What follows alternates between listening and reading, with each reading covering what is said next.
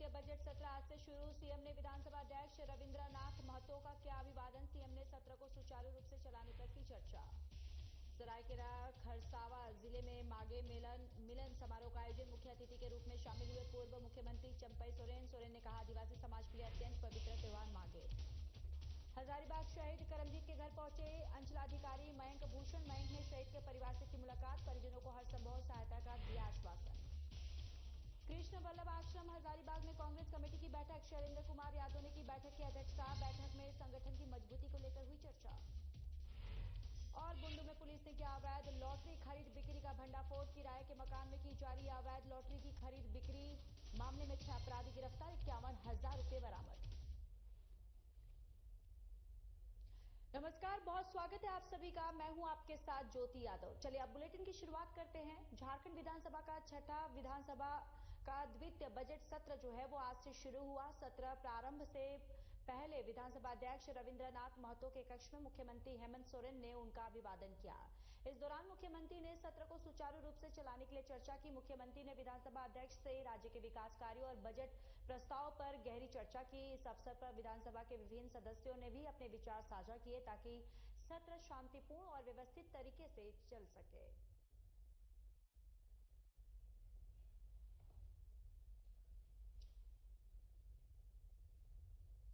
सरायकेला खरसावा जिले के आदित्यपुर इमली चौक स्थित आदिवासी कल्याण समिति की ओर से आयोजित माघे मिलन समारोह का आयोजन किया गया, जिसमें पूर्व मुख्यमंत्री और स्थानीय विधायक चंपई सोरेन मुख्य अतिथि के रूप में शामिल हुए। इस दौरान चंपई सोरेन ने कहा कि माघे पर्व आदिवासी समाज के लिए अत्यंत पवित्र और महत्वपूर्ण त्योहार है।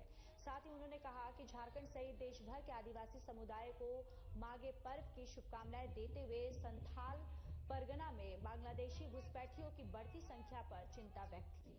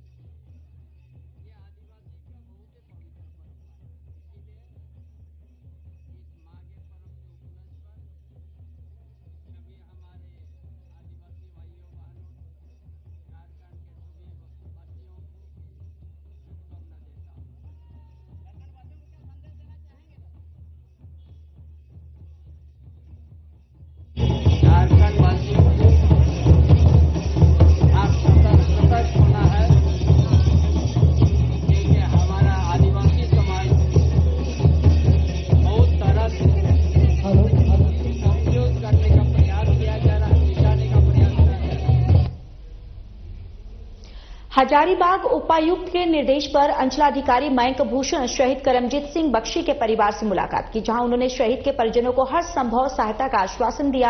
आपको बताते चले कि शहीद करमजीत सिंह बख्शी ने देश की सेवा में अपने प्राण न्यौछावर किए थे और उनके बलिदान को सम्मान देते हुए प्रशासन ने निर्णय लिया है कि परिवार को हजारीबाग के शहरी आवासीय क्षेत्र में जमीन आवंटित की जाएगी। और शहीद करमजीत के घर मयंक पहुंचे, जहां पर शहीद परिवार से उन्होंने मुलाकात की है और परिवार को ये भी आश्वासन दिया है कि किसी भी चीज की अगर जरूरत हो हर तरीके से उनकी मदद जो है वो की जाएगी। ये संभावना यहाँ पर ये जो आश्वासन है जो उनके द्वारा दिया गया है। उपायुक्त महोदया तथा अपर समाहर्ता हजारीबाग सर के द्वारा प्राप्त देश के आलोक में मेरे द्वारा आज शहीद कैप्टन करमजीत सिंह के परिवार से मुलाकात की गई, जहां उनके माता पिता दोनों उपस्थित थे और शहीद के प्रति सच्चा सम्मान प्रकट करने के लिए जो सरकारी प्रावधान है सैनिक बंदोबस्ती का, उसके संबंध में उनसे विचार विमर्श किया गया है और यथाशीघ्र उपयुक्त स्थल पर उनको भूमि उपलब्ध कराया जाएगा। उनको कई तरह के विकल्प दिए गए हैं, तो नियमानुसार होगा, उसके अनुसार उनको भूमि बंदोबस्ती की कार्रवाई यथाशीघ्र की जाए। कृष्ण वल्लभ आश्रम हजारीबाग में जिला कांग्रेस कमेटी के अध्यक्ष शैलेंद्र कुमार यादव के अध्यक्षता में एक बैठक आयोजन किया गया, जिसमें मुख्य अतिथि के रूप में प्रदेश कांग्रेस कमेटी के नवनिर्वाचित प्रभारी के राजू और प्रदेश अध्यक्ष केशव महतो कमलेश शामिल हुए। बैठक को संबोधित करते हुए प्रदेश प्रभारी के राजू ने पार्टी संगठन की मजबूती के लिए 5 सुझाव दिए हैं। मुद्दे हमारा मीटिंग में आया, वो मुद्दे पर कांग्रेस पार्टी काम करने के लिए कदम आगे बढ़ेंगे। सबसे पहले सभी ने कहा जो कांग्रेस वर्कर्स का इश्यूज जो होता है वो इश्यूज को रिजॉल्व करने के लिए एडमिनिस्ट्रेशन से रिस्पांस अच्छी तरह नहीं मिल रहे, इसलिए 20 पॉइंट प्रोग्राम कमेटी को रिकॉन्स्टिट्यूट करना, वो कमेटी को ताकत देना और वो कमेटी द्वारा क्या प्रोग्राम्स रिव्यू करेंगे ये स्पष्टता आने पड़ेगा। तो इसी बारे में हम गवर्नमेंट से बात करके 20 पॉइंट प्रोग्राम कमिटीज अच्छी तरफ काम करने के लिए उनको अच्छी तरफ गाइडलाइन देंगे। कांग्रेस मेंबर्स को ट्रेनिंग देके ये काम में उनको अच्छे रिजल्ट्स लाने के लिए। चलिए अब खबरों में आगे बढ़ते हैं। वरीय पुलिस पदाधिकारी को मिली गुप्त सूचना के आधार पर की गई कार्रवाई में बुंडू पुलिस ने अवैध लॉटरी का भंडाफोड़ किया है। दरअसल सूचना मिली थी कि बुंडू थाना क्षेत्र अंतर्गत अस्पताल टोली में एक किराए के मकान में अवैध लॉटरी की खरीद बिक्री की जा रही है, जिसके बाद की गई कार्रवाई में बुंडू के बाजार टांड निवासी देवानंद राम सहित 6 लोगों को गिरफ्तार कर जेल भेज दिया गया है। इस दौरान पुलिस को नागालैंड कंपनी के 50,000 रुपए का अवैध लॉटरी और नगद 51,000 रुपए बरामद किए गए। भाड़े के मकान में लॉटरी का अवैध धंधा का काम लोगों के द्वारा करके रखवाया जा रहा है। इसके सत्यापन में पुलिस टीम वहां गई तो करीब 50,000 रुपया नगद एवं 51,000 रुपया का लॉटरी, 5 रुपया, 6 रुपया, 2 रुपया, 10 रुपया विभिन्न राशि का बरामद किया गया और सभी के पास से लॉटरी का टिकट बरामद हुआ। जो बंगाल का लॉटरी जो यहाँ झारखंड में मान्य अवैध है, झारखंड में लॉटरी अवैध है, उसको ला करके यहाँ सब विभिन्न जगहों में बुंडू एवं बुंडू मंडल के अन्य जगहों में यहीं से सप्लाई करके बेच रहे थे। सभी को लॉटरी के टिकट एवं पैसे के साथ गिरफ्तार कर न्यायिक हिरासत में भेजा जा रहा है। झारखंड विधानसभा बजट सत्र का पहला दिन सत्ता और विपक्ष ने एक दूसरे के ऊपर आरोप प्रत्यारोप लगाया। झारखंड में चल रहा मैया योजना युवाओं के लिए बेरोजगारी भत्ता लोन ऑर्डर को लेकर बीजेपी विधायक सदन में उठाएंगे सवाल। आपको बताते चले कि झारखंड विधानसभा के पहले दिन राज्यपाल का अभिभाषण को सुना गया। अभिभाषण में सरकार के काम को बताया गया, जिससे विपक्ष ने सिरे से खारिज कर दिया। इस बजट सत्र में झारखंड की जनता से जुड़ी कई सवाल महत्वपूर्ण होगी। विधानसभा सत्र शुरू होने से पहले आरोप प्रत्यारोप का जो सत्ता पक्ष और विपक्ष आमने सामने है, तो देखिए यहाँ पर सत्ता विपक्ष के जो लोग हैं अब ये बजट सत्र के दौरान एक दूसरे पर वार पलटवार करते हुए भी दिखाई दे रहे हैं। अभिभाषण जो सरकार देगी वो उनको पढ़ना है, इसमें कोई टीका टिप्पणी नहीं करनी है। जो भी अभिभाषण पढ़ा गया झूठ का पुलिंदा था। खास करके आप देखिएगा जो नल जल मिशन योजना था अभी तक कहीं पूरा नहीं हुआ, हर जगह अधूरा है। हर जगह पैसे लेके उन्हें क्लीन चिट दे दिया जा रहा है कि आपकी योजना पूरी होगी, लेकिन कोई योजना अभी तक पूरी नहीं हुई धरातल पर। तो कहीं न कहीं ये जांच का विषय है और हर चीज जो बोला गया है हर चीज में झूठ ही बोला। बिल्कुल नहीं। भारतीय जनता पार्टी विश्व की सबसे बड़ी पार्टी कमजोर कैसे महसूस करेगी? आने वाले दिन में देखिए फिर मजबूती के साथ भारतीय जनता पार्टी। एक कहावत है, चित भी मेरी पट भी मेरी अंटा मेरे बाप का। तो सरकार में आप है, हम तो यही कहना चाहेंगे कि आप एक बार हमारे नेताओं को दीजिए एग्जाम कराने के लिए, खास करके देखिए एग्जाम कैसे होता है। अगर आपसे नहीं समझता है तो हमारे पूर्व के जो भी नेता थे उन नेतागण को दीजिए कैसे एग्जाम होता है, हम लोग दिखाते हैं। हमसे समझ नहीं पा रहा है पेपर लीक होना कितनी शर्म की बात है, खास करके मैट्रिक के बच्चों में अगर असंतोष पैदा होगा तो भविष्य क्या होगा, वो बच्चे किस तरह से डिप्रेशन में जाएंगे, सरकार सोच नहीं रही है। एक टास्क फोर्स बना के कड़ी से कड़ी सजा जब तक नहीं देंगे, झारखंड में इस तरह का पेपर लीक का मामला नहीं रहता। कैसे लीक करवा पाएंगे? आप सरकार में बैठे, हम कैसे पेपर लीक कराएंगे? पेपर रखने की जिम्मेवारी उनकी होती, विपक्ष तो पेपर नहीं रखता। अपनी कमियां को छुपाने के लिए आप आरोप लगाते हैं तो बहुत आश्चर्यजनक और हास्यास्पद बात तरह जैसी हो जाती है। किसी व्यक्ति पर नहीं कह रहा हूं, ये सामान्य बातें हैं। तो जब चीजें इतनी कम की चीजें हैं, एक से एक काम हो रहे हैं, तो इन चीजों को सामने जनता का रखना होगा। अब उन्हें ये चीजें अच्छी नहीं लगेगी, जो गरीबों की चीज है, गरीबों का आवास उन्हें अच्छा नहीं लगेगा। उन्हें अच्छा नहीं लगेगा ये चीजें कि भाई महिलाओं को 2500 रुपया मैया सम्मान के तहत मिल रहा है। उनको अच्छा तब लगता है जो कि पुराने जमाने में जिस प्रकार से पिछली सरकार, यानी जब भारतीय जनता पार्टी नीति की सरकार थी, एसपीटी सीएनटी का संशोधन उन्हें अच्छा लगता था, उसमें वो मेज तपतपाते थे। उन्हें अच्छा ये लगता था कि भाई हम कैसे अडानी और अंबानी को यहां बसा ले आए, उन्हें 1 रुपये हम कैसे जमीन दे दें। ये चीजें उन्हें देखने को नहीं मिल रहा है। तो गरीबों का चीज उन्हें अच्छा नहीं लग रहा है, उन्हें भद्दा लग रहा है। देखिए वो उन्होंने क्या कहा, लेकिन जो विभागीय मंत्री हैं, कोयले मंत्री ने इस प्रकार की बात नहीं कही। तो उसी में द्वंद्व है, उसी में विरोधाभास है। यानी सच यही है कि हमारा पैसा है, उनको देना होगा, उनके नकारने से कुछ नहीं होगा। इसकी लड़ाई हम सब लड़ेंगे। देखिए, सरकार ने विगत वर्ष में जो भी कार्य किया है, सारी योजनाओं का जो उपलब्धियां आ रही हैं, सारी उपलब्धियों को अभिभाषण में रखा गया, राज्यपाल के द्वारा ही रखा जाता है। राज्य सरकार जितना दिन में काम किए हैं, जो साल भर काम करते हैं, उस सारी बातों को उन्होंने उल्लेख किया है। और आने वाला प्लान जो बनेगा, कल से जो शुरू होगा, उसके बारे में चर्चा हो रही थी। विपक्ष को तो साक्षात कॉपी दे दिया गया, फाइल दे दिया गया। जो सरकार ने कार्य किया है उस सारी कामों को उन्होंने लिखित रूप से दे दिया है, मौखिक रूप से नहीं, लिखित रूप से दिया गया है। सारे माननीय सदस्यों को दिया गया है। अब उसको जांच करा ले, कहां झूठ है कहां सच है, साबित कर लो। खाली मुंह से बोल देने तो नहीं चलता है ना, लिखित दिया गया है, उसको चैलेंज करो। जहां झूठ है, कहां के तरफ से जो भी हमने वादा किया है, उस सारी बातों को उठाएंगे, सदन में उठाएंगे। हमें मौका मिलेगा तो उस हर बात को उठाएंगे। 28 तारीख को हमको मौका मिला है अनुपूरक बजट पर बोलने का। माननीय सदन के नेता, हमारे विधायक दल के नेता प्रदीप यादव जी ने मुझे कहा है कि आप अनुपूरक बजट पर आप बोलेंगे। इस सरकार का उदासीन रवैया का सवाल नहीं है। आप वो लोग चुन के भेजेंगे तब तो, विपक्ष के लोग नहीं देंगे कि हमारा सदन के नेता कौन होंगे। उनका चुनना काम है, उनके दल का बात है। वो अपने दल के नेता को चुन के भेजेंगे तो मान्यता मिलेगा। इसमें कहीं पक्ष के लोगों को किसी प्रकार का आपत्ति नहीं है। इसी का प्लान बनेगा। अभी बजट में 500 रुपया प्रति सिलेंडर देने का बात कहा गया है, जो हम लोग का घोषणा पत्र में है, उसको हम लोग इम्प्लीमेंट कराने का काम करेंगे। उसी बात को हम लोग रखेंगे।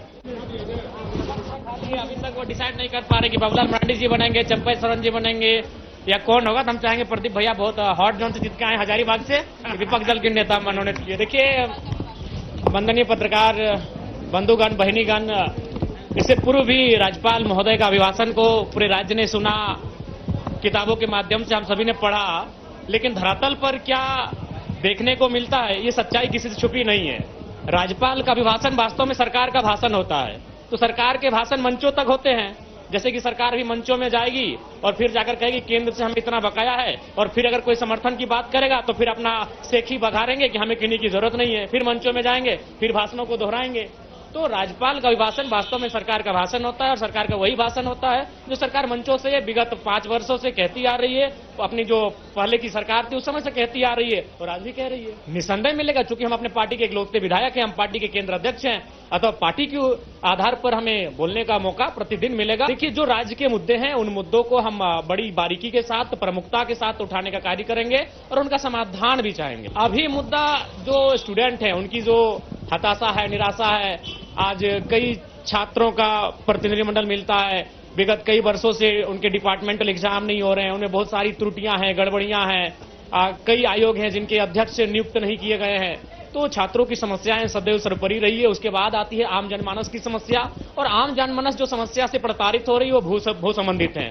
आज राज्य सरकार को चाहिए कि वो भू संबंधित समस्याओं का निदान त्वरित करे। तो वहीं कटिहार जिले के कुरसेला थाना क्षेत्र के मिल्की नवाबगंज में रूपा कुमारी की संदिग्ध हालात में फंदे से लटका शव बरामद किया गया। 23 वर्षीय रूपा कुमारी पूर्णिया के एक निजी अस्पताल में नर्स थी और हाल ही में कुंभ स्नान से लौटी थी। सूत्रों ने बताया कि रूपा का प्रेम प्रसंग अस्पताल में काम करने वाले एक युवक से था और युवक शादी करने से इनकार कर दिया, जिससे आहत होकर रूपा ने आत्महत्या कर ली।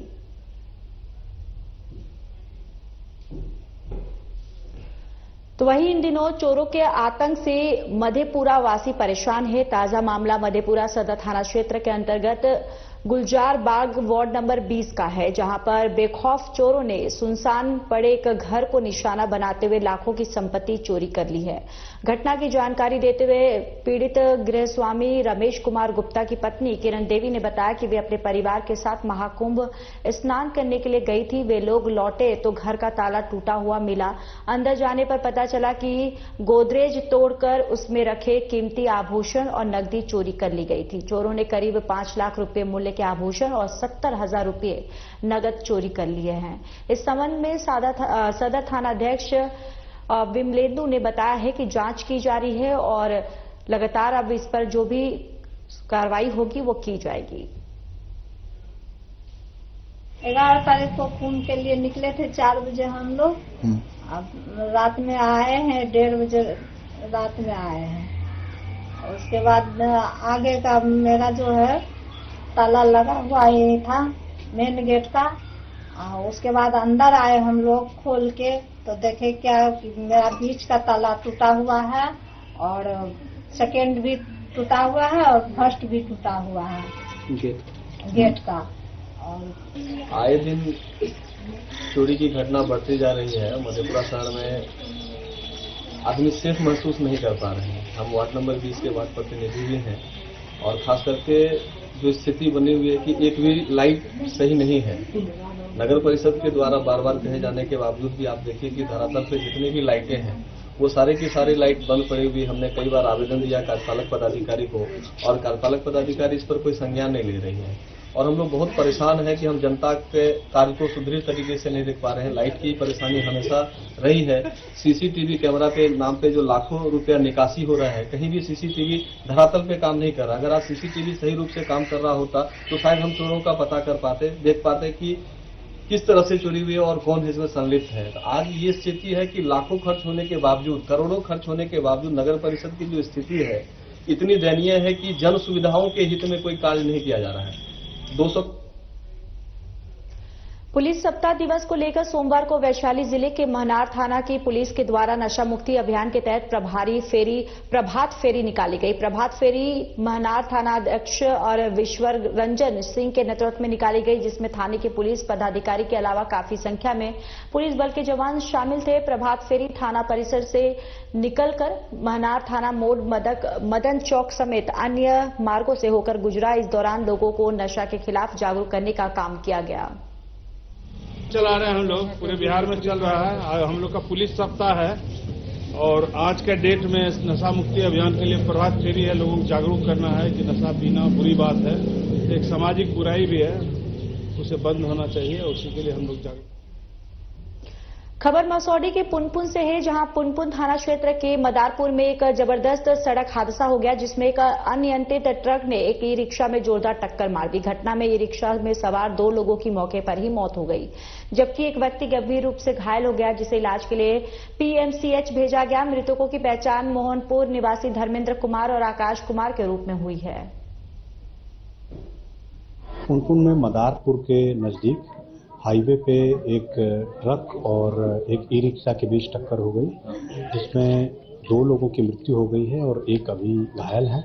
वहाँ पे अंचल अधिकारी और वहाँ के थाना प्रभारी सब लोग उपस्थित हुए और उनको जो है मुआवजा का भुगतान करते हुए शव को पोस्टमार्टम के लिए भेज दिया गया है और जो घायल हैं उनको इलाज के लिए भेज दिया गया। पहचान हुई है? हाँ, शव की पहचान हो चुकी है। बाल संरक्षण आयोग के अध्यक्ष डॉक्टर अमरदीप आज मधेपुरा जिले के मुरलीगंज प्रखंड मुख्यालय स्थित डॉक्टर भीमराव अंबेडकर आवासीय विद्यालय पहुंचे, जहां उन्होंने विद्यालय में कक्षा 4 की एक छात्रा की संदिग्ध मौत के मामले में पूछताछ की। करीब 4 घंटे तक चली पूछताछ के बाद वे बाहर निकले। इस दौरान आयोग के अध्यक्ष डॉक्टर अमरदीप ने बताया कि छात्रा की संदिग्ध मौत के मामले में संज्ञान लिया गया है। सभी बिंदुओं पर गहन जांच चल रही है और जांच के बाद दोषी पाए जाने वालों पर कार्रवाई की जाएगी। सभी पहलुओं की जांच की है, सभी लोगों से पूछताछ की है। हम लोग अपना काम पूरी मुस्तैदी से कर रहे हैं। जिला प्रशासन की ओर से भी एसआईटी का गठन किया गया है। तमाम चीजों की जांच चल रही है और पीड़िता को न्याय मिलेगा, मैं ये पूरे भरोसे के साथ आप लोगों को। कटिहार पुलिस ने कुरसेला के दियारा इलाके में गुप्त सूचना के आधार पर कार्रवाई करते हुए 3 कुख्यात अपराधी को गिरफ्तार किया। साथ ही साथ इनके पास से 2 नाली बंदूक, 2 राइफल, 1 देसी कट्टा, 24 जिंदा कारतूस और 10 ग्राम स्मैक बरामद किया। दरअसल कुरसेला पुलिस को गुप्त सूचना मिली कि खेड़ा घाट से कुछ अपराधी किसी वारदात को अंजाम देने मजदिया घाट की तरफ नाव से आ रहे, जिसके बाद गठित स्पेशल टीम ने अपराधियों के हथियार के साथ गिरफ्तार कर लिया है। सभी अपराधी विपिन यादव गैंग के थे। ये गुप्त सूचना प्राप्त हुई थी कि विपिन यादव गैंग के कुछ 5-6 गुर्गे हथियार के साथ मजदिया घाट में कोई घटना करने के लिए आ रहे हैं। कुरसेला थाना प्रभारी ने इसकी सूचना वरीय पदाधिकारियों को दी और एसपी सर के निर्देशन में एक टीम का गठन हुआ, जिसमें एसटीएफ भी उसका एक पार्ट बनी। उसके एसटीएफ और कटिहार पुलिस बल के द्वारा मजदिया घाट के पास जब जाया गया तो देखा गया कि खैरा घाट से मजदिया घाट की तरफ एक नाव आ रही है। नाव से कुछ 5-6 लोग उतरते हैं, जिनके हाथ में हथियार बंद रहते हैं। इनके द्वारा कुरसेला थाना प्रभारी और उनकी टीम के द्वारा उनको पकड़ा जाता है, जिसमें से 6।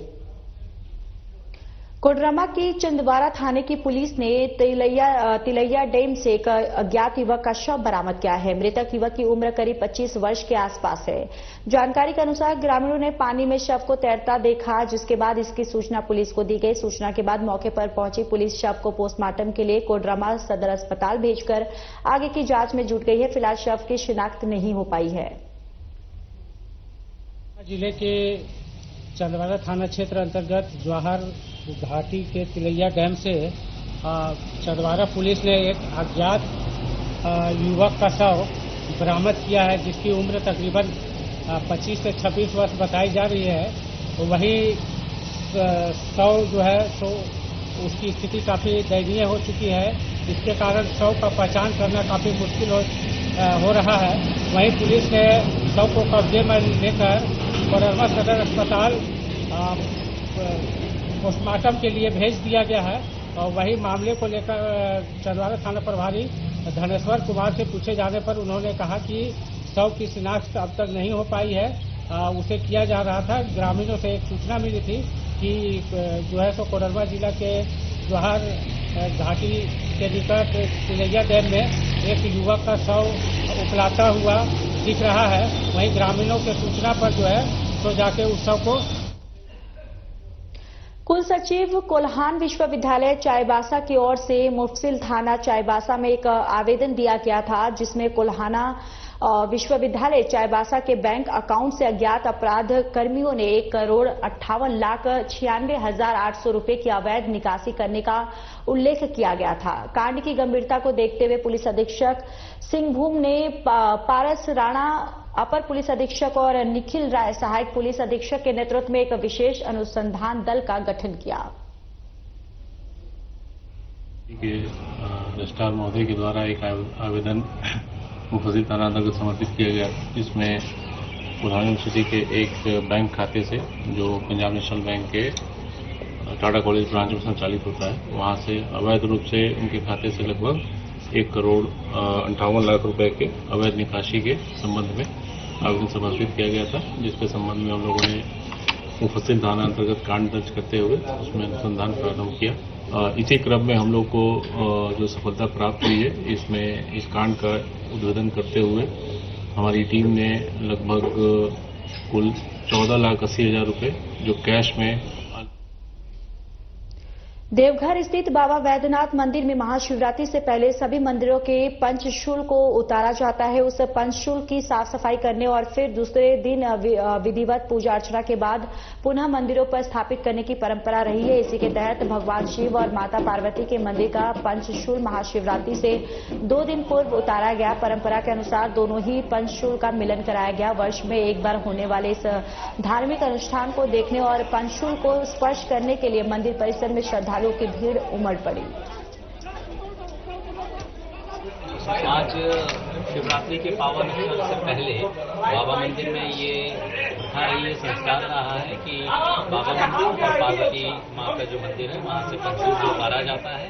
ये वर्ष में एक ही बार इस प्रथा को अंजाम दिया जाता है और विधिवत पंचशूल के उतरने के पश्चात फिर कल पंचशूल को वापस विधिवत पूजा के पश्चात बाबा मंदिर और पार्वती मंदिर के शिखर पे दोबारा से इसको स्थापित किया जाएगा। परंपरा है कि शिवरात्रि से पहले एकादशी तिथि को, शुक्ल पक्ष एकादशी तिथि को पंचशूल शिखर से उतारा जाता है और द्वादशी तिथि को तंत्र विधि से बाबा और पार्वती का पंचशूल का पूजन होता है और पुनः शिखर पर स्थापित किया जाता है।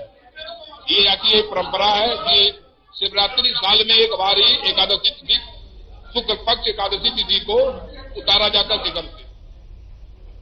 कटिहार के बलरामपुर थाना क्षेत्र के लाछौर चौक के समीप विस्फोटक पदार्थ फटने से 4 लोग घायल हो गए। घायलों में 2 महिला, एक पुरुष और एक युवक शामिल है, जिन्हें इलाज के लिए पूर्णिया ले जाया गया। वहीं घटना के बाद मौके पर अफरा तफरी का माहौल कायम हो गया। घटना की सूचना पाकर बलरामपुर पुलिस घटनास्थल पर पहुंचकर मामले की जांच में जुट गई है। चलिए, इस बुलेटिन में इतना ही। बाकी देश और दुनिया की तमाम बड़ी खबरों के लिए जुड़े रहिए हमारे साथ। नमस्कार।